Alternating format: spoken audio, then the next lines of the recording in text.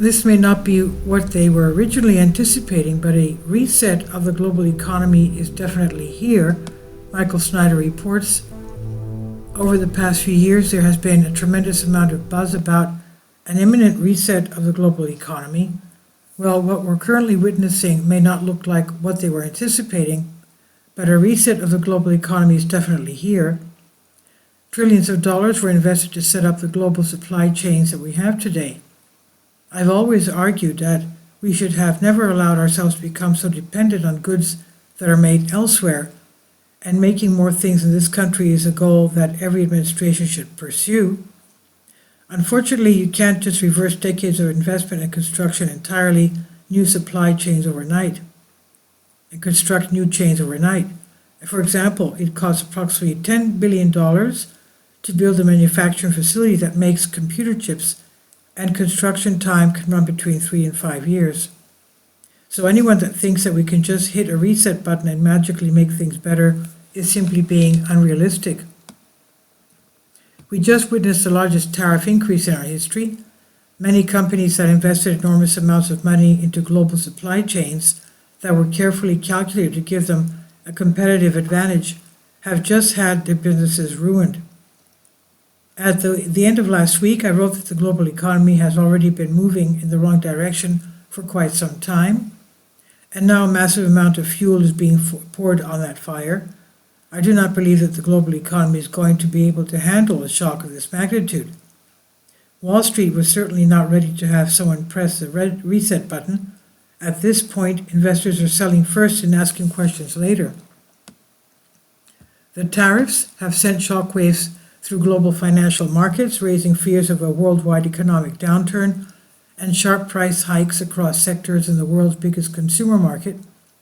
The Trump administration may be playing a game of chicken with trading partners, but market participants are not willing to wait around for the results. Michael Aron, investment expert at State Street Global Advisors, said, "Investors are selling first and asking questions later."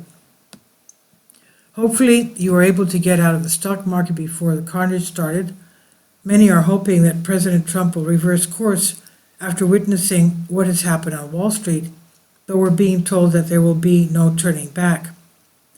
Trump administration officials messaged that the tariffs are to be implemented and are not up for negotiation across the Sunday political shows. The tariffs are coming. He announced it, and he was not kidding. The tariffs are coming, of course they are, Commerce Secretary Howard Lutkin said on CBS Face the Nation. So get ready to see some shocking price increases. For example, an iPhone could soon cost several $100s more.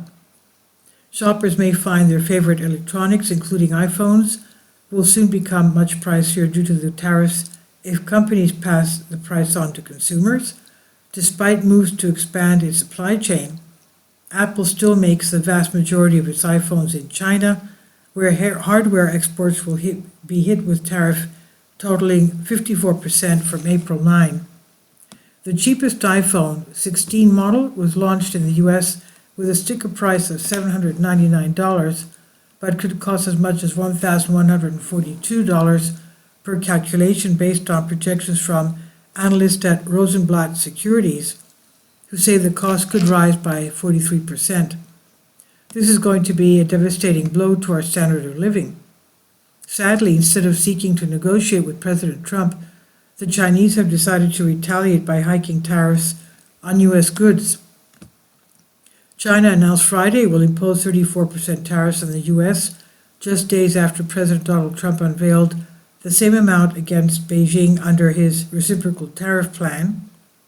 The new China tariffs against the U.S. will go into effect on April 10, according to the Wall Street Journal. China played it wrong. They panicked. The one thing they cannot afford to do, Trump wrote Friday on Truth Social. So now a full-fledged trade war is raging between the largest economic power on the planet and the second largest economic power on the planet. What do you think that is going to do to the global economy? It doesn't take a degree in economics to figure that one out. The European Union has also decided to dig in for a fight. The European Union will likely approve the first set of targeted countermeasures on up to $28 billion of U.S. imports in the coming days, Reuters reported on Sunday.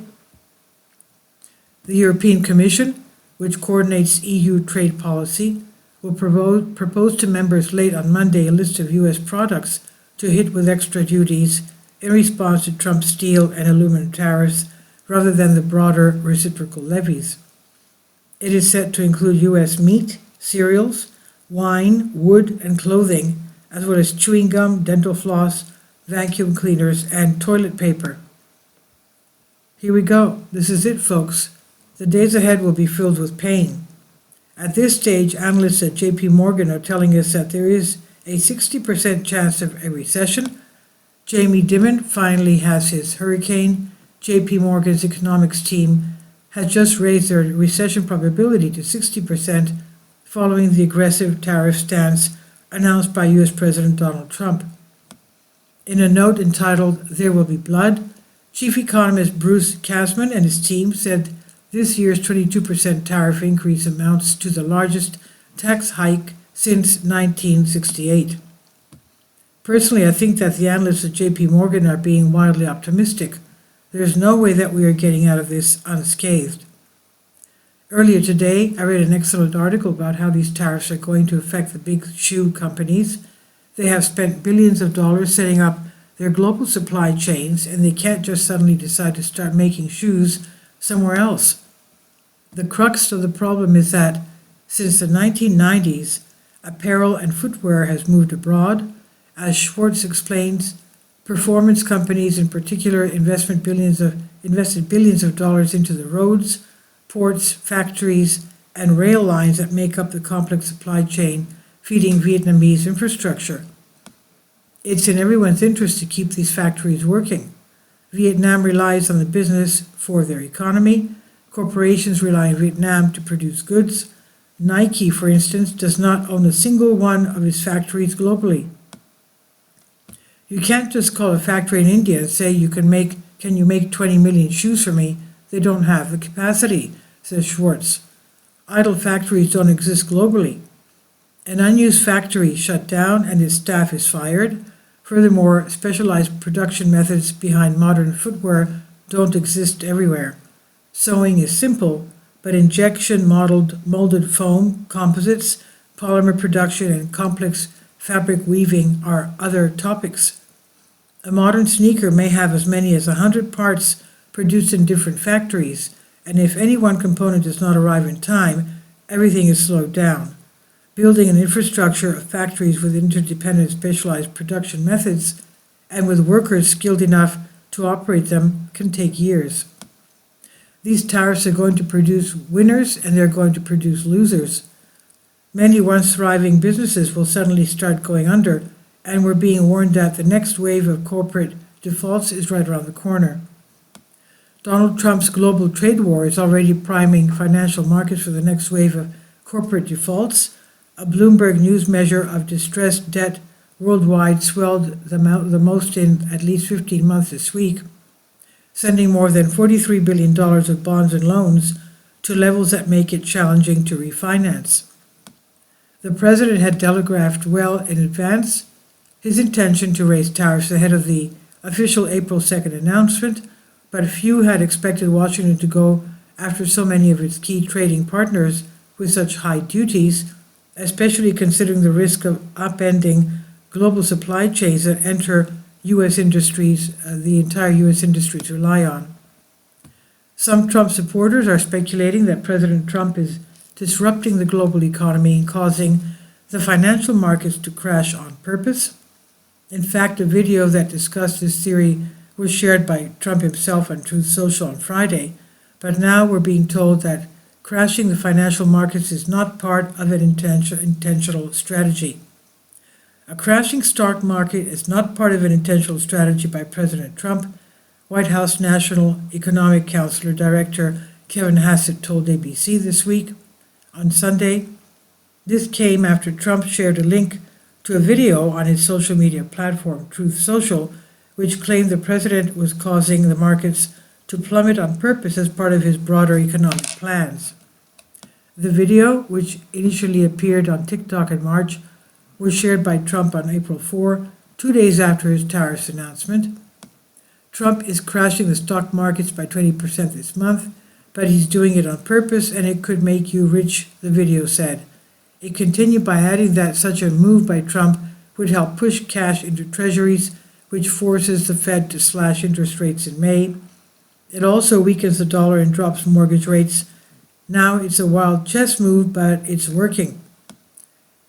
It's going to be fascinating to see how everything plays out. By dramatically hiking tariffs, the US, China, and European Union are essentially taxing the living daylights out of their citizens. They will bring in more money. Our standard of living will drop quite a bit, and economic activity will slow down significantly. If we do not reverse course, this is a story that's not going to end well. This is on End of the American Dream by Michael Snyder. Please leave your comments, and thank you for your support. About the author, Michael Snyder's new book, a blockbuster entitled Why, is available in paperback and for Kindle on Amazon. He also has written 8 other books available on Amazon, including Chaos, End Times, 7-Year Apocalypse, Lost Prophecies of Future America, The Beginning of the End, Living a Life That Really Matters. When you purchase any of Michael's books, you help to support the work he's doing. You can also get his articles by email as soon as he publishes them by subscribing to his Substack newsletter.